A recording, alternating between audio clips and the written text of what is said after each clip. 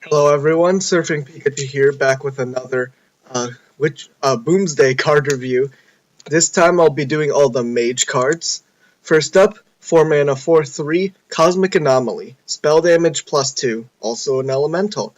So this card is definitely just power creep over Evolved Kobold. Evolved Kobold was a 4 mana 2/2, no tag, but the same ability, and only saw play in Mage, specifically Freeze Mage, and it has just better stats. The thing is, Evolved Kobold stats really didn't really matter. It was mostly a spell damage, because you could use Thorison to reduce the cost of what you could use Thorison to reduce the cost of the Evolved Kobold and all the burn spells and OTK your opponent. So, while Standard doesn't really have any of that, so I don't think this will see play in Freeze Mage. And Freeze Mage is kind of a dead deck anyway, so I don't know if this will probably not see play. Next up, Shooting Star, 1 mana, deal 1 damage to a minion and the minions next to it. If Cosmic Anomaly ever does see play, it has to combo with cards like this, because this is pretty good actually. Against, it's like a Grievous Bite, but it deals 1 damage instead of 2, and the spread is okay. Like it deals 1 damage to 3 enemies, which is pretty good. It's kind of like Arcane Missiles, except you can actually target whatever you want to kill. So it's pretty good against Paladin, but I don't know if Temple Mage will run it to improve the Paladin matchup or not. Because I've been playing a lot of Tempo Mage, and when you lose board control, you just give up on trying to regain it and just try to go for their face. So I don't know if Temple Mage will actually run it. Maybe, well, Control Mage doesn't really want to run low-cost spells, so I don't know. Probably won't see play, even though it's kind of strong. Next up, Research Project. 2 mana, each player draws 2 cards. So this is another project card, which is symmetrical effects for both players. And this is like Cold Light Oracle, except without a body. And is that good? Well, Cold Light Oracle wasn't played for the body, it was just played for the draw 2 effect. And it really didn't matter that your opponent drew 2 in most of the decks it was played in. Like Mill Rogue, that was a good thing. And in Exodia Mage, it really didn't matter as long as you got your combo off. So, well, this might actually save Exodia Mage a little, but it probably won't make that deck see play. Now, otherwise, it might see play in Tempo Mage as a replacement for Arcane Intellect, because usually it doesn't matter what your opponent draws as long as you draw all your burn or like minions and you kill them faster. So it might see play. Also the upside of burning cards, but that's not really that big. Next up, Celestial Emissary, 2 mana 2/1 elemental. Battlecry, your next spell this turn has spell damage +2. So this card is pretty bad. The reason is it's only spell damage on one minion. I mean one spell. So that's the reason you usually want to do spell damage is to combo with multiple spells, and there aren't that many spells to synergize this with, like that that really want more than one spell damage, and that like make use of this effect that much. I mean, there's only one card within this set that has synergy, which is upcoming. Next card is Meteorologist, 6 mana 3/3 Battlecry. For each card in your hand, deal 1 damage to a random enemy. This is just an awful card. First off, the highest you can do is 9 damage, because when you play this, you get rid of 1 card in your hand, so you only have 10 cards. Otherwise, if you just have three other cards in your hand, this is a 3/3 with Arcane Missiles, which is really bad. It would have to be at least 5 other cards in your hand. And this doesn't really fit into Control Mage, which can actually supply that. If this effect is better in like Tempo Mage. And the biggest problem with that is that this card, Tempo Mage runs out of cards really quickly. So I don't see this seeing play. Next up, Astral Rift, 2 mana, add 2 random minions to your hand. Well, I mean, it's kind of like a 2 mana draw 2, but the biggest problem is 2 random minions is really, really bad. Like, Wait, it's too random. Like, actually, the biggest you'll probably just get like 2/1/1s or something that are awful and don't synergize with your deck at all. So this will probably not see play.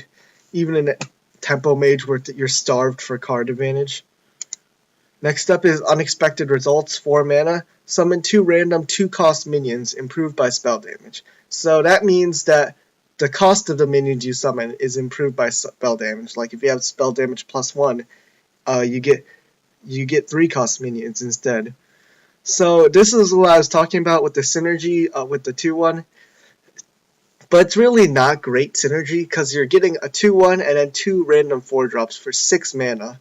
And that costed you 2 cards.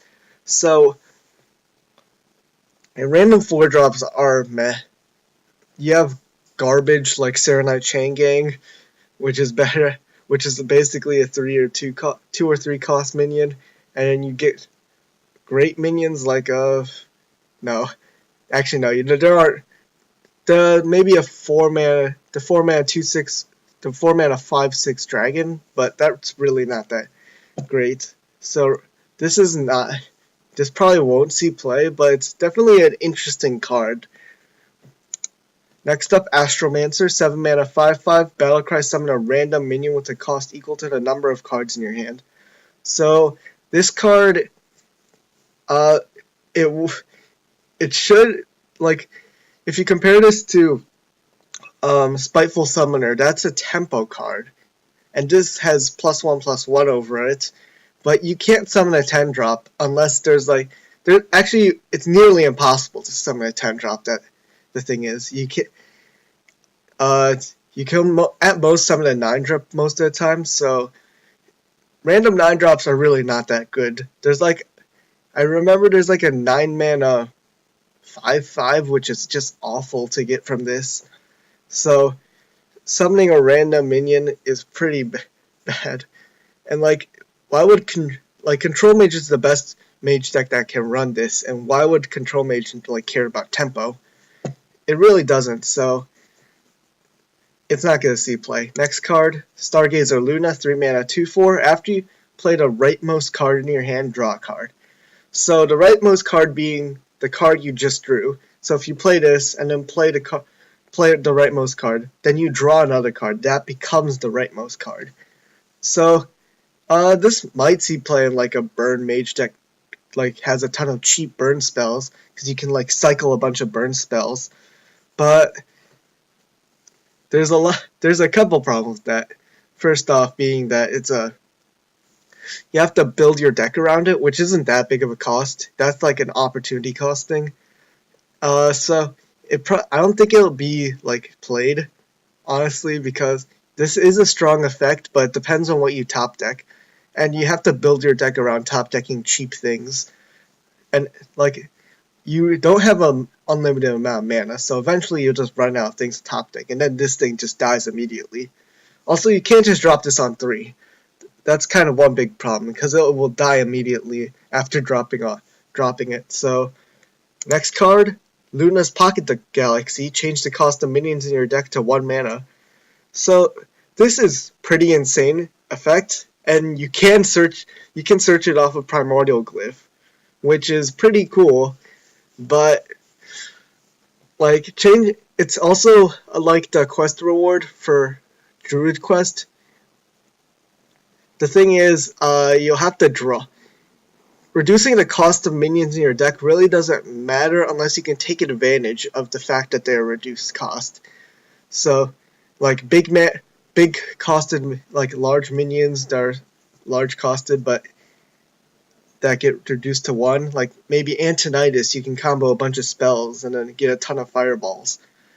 So, also the biggest problem is that it's 7 mana.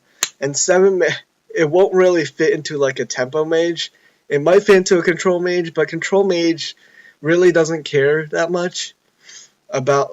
You don't want to run that many big minions anyway, because if you draw them, you have to put them back in your deck, or else they don't get the cost reduction. So this is definitely still an interesting card. It might work out. It probably won't though. So that's it for all the mage cards. Next time is all the paladin cards, I think.